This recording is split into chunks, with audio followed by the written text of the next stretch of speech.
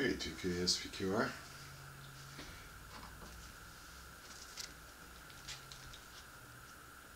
And now what we have, I'll just zoom in right here.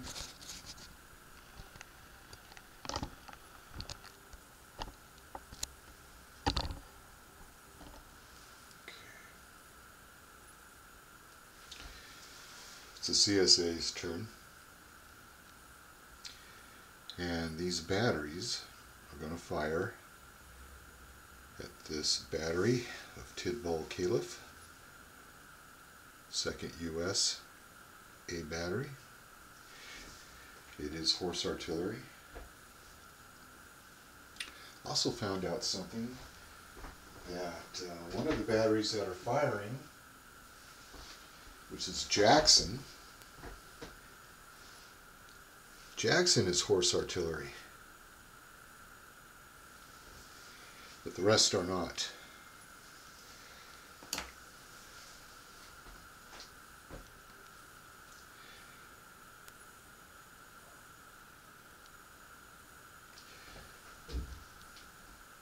One of the things I want to do, some of these cannon have howitzers. What I did was I took the target, placed it next to the firing battery, and I find out that the howitzers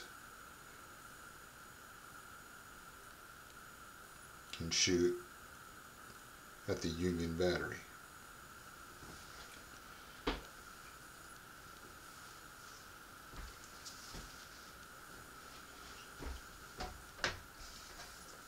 also took the infantry and cav. Found out that they're just a little bit shy by one row of being able to fire.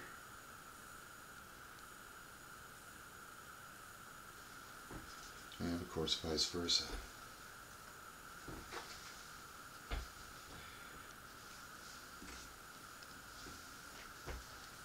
Of course, Archer, Davis, Brockenbough, and PEGRAM are advanced movement. They're committed to attack the Union cav. HETH is right here, the primary commander. He is within 2 hexes of his men, and all are in range to follow the primary commander and appreciate the bonus of 8 movement points. Of course, the terrain will be road, off-road, which on average is going to cost 2 to cross.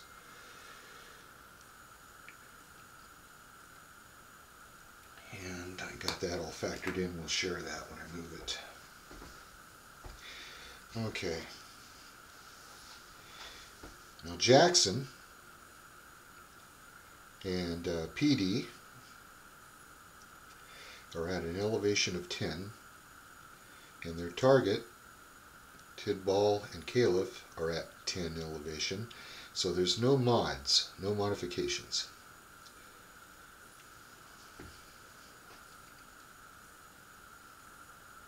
With Jackson and PEEDEE,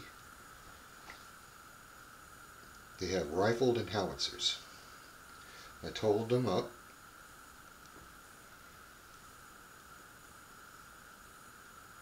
And the rifled scored 2, and the howitzer scored 1, which is a total of 3 ammo box hits for CALEF and TIDBAL.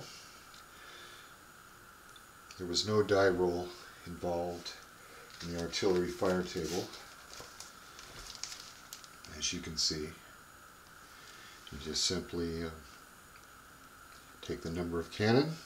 As I said before, there was 2 rifled, so I took 2, the number. The range was 4, cross index, and I got 1 hit. And as for PEEDEE, who had 4 rifle, so I went to the 4 column, went to the range of 4, and that was 2 hits. And Jackson had 2 howitzers, So again, I went to the range of 4, crossed over index to the howitzer at the range of 4 there, and I got 2 hits. So it's a total of 3 ammo box hits for CALEF and TIDBAL. The next battery is LETCHERI and PURCELLI.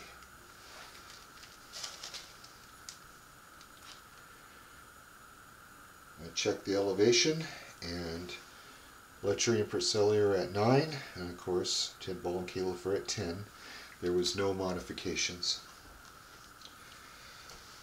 And again, I cross-indexed after totaling it all up.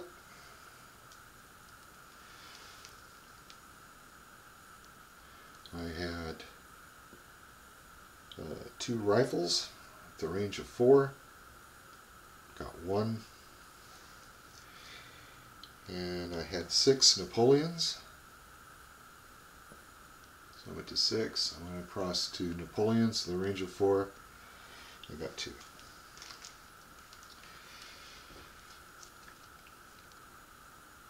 Again, 3 ammo box hits. Now for Fredericksburg, Virginia and CRENSHAW, Virginia, came up to a total of 2 rifles, 4 Napoleons, and 2 howitzers. What I found out about the howitzer is the elevation problem. On this sector, the Confederates are too low and the target is too high. There was a modification. The CSA is on an elevation of 8, and the Union battery, of course, is 10. That is a factor of 2. I took the number of howitzers firing, which is 2, cross-index with the range, which was originally 4. And because of that modification, that the target was 2 hexes higher than the CSA, that changed the range to 5, because I had to add 1 hex, which gave 0, no hit for the howitzer. However, was able to, for the rifle,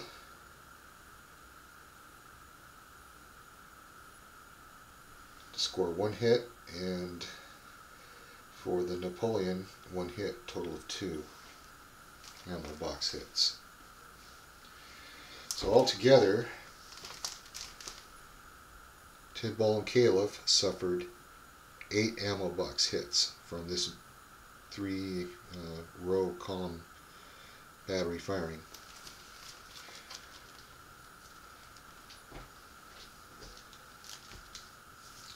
So the next thing to do,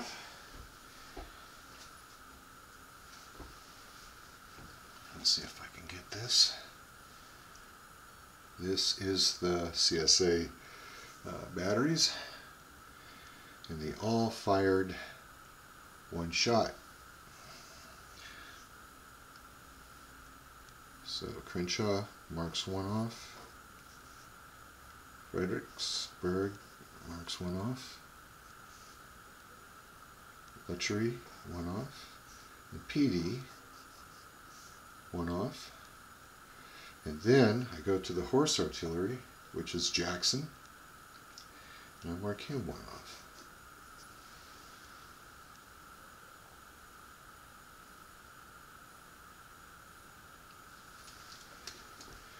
And as for the Union,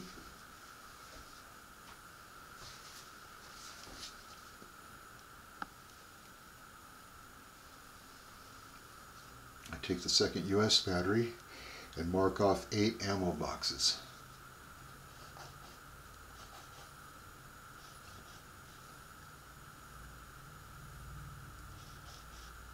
One, 2, 3, 4, 5, 6, 7, 8. So TIDBAL and CALEF are just about out of business. It was a good attack. batteries did their job.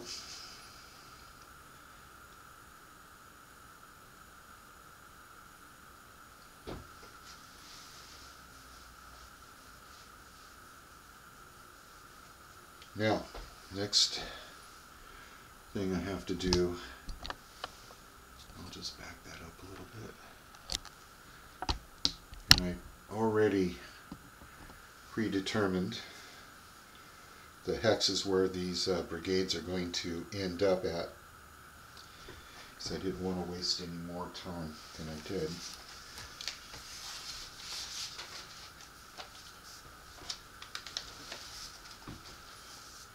And I've got Archer here, and he's going to move 7 hexes because of the terrain costs. He has the primary commander HETH to get him through with a maximum of 8, and you'll wind up at Kilo 29. So I'll go Kilo 29.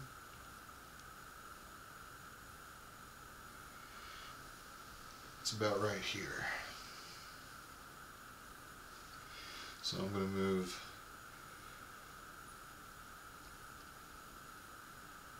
him that way.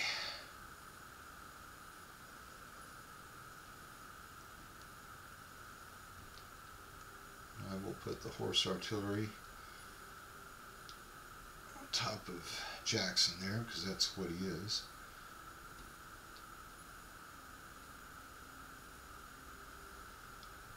And I'm going to, because of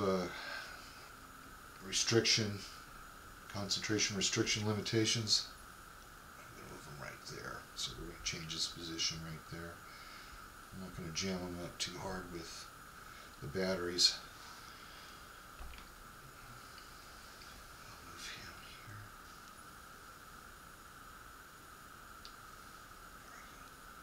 There we go. So they're in front of the primary commander, moving forward. And it looks like Archer wants to go for the flank, which is good. So I'm going to change, that was Kilo 28 instead of Kilo 29. Alright, Davis, he will be Hotel 29, and he'll move the maximum of 8. 2, 4, 6, 8. So we're going to move Davis. 2, 4, 6, 8. And bring him up.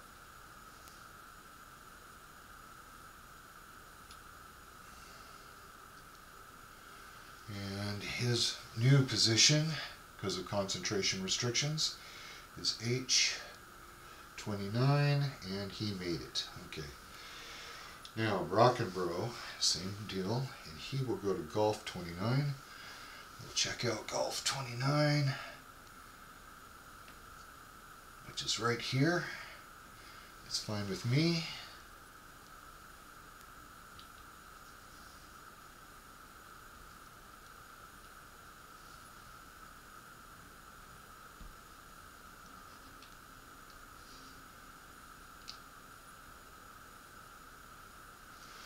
Okay, they're making effort.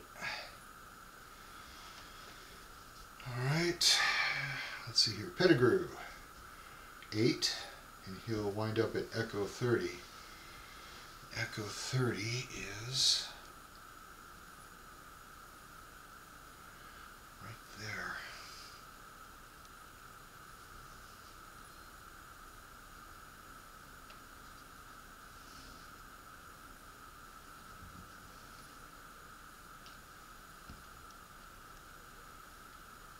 These little counters, they got a mind of their own.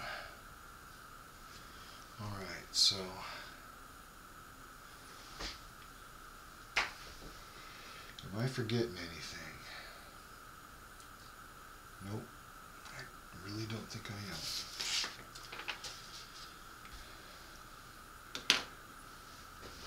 So that ends the CSA turn. And the next turn, of course, will be the U.S. Union. But the battle so far is going very well for the CSA.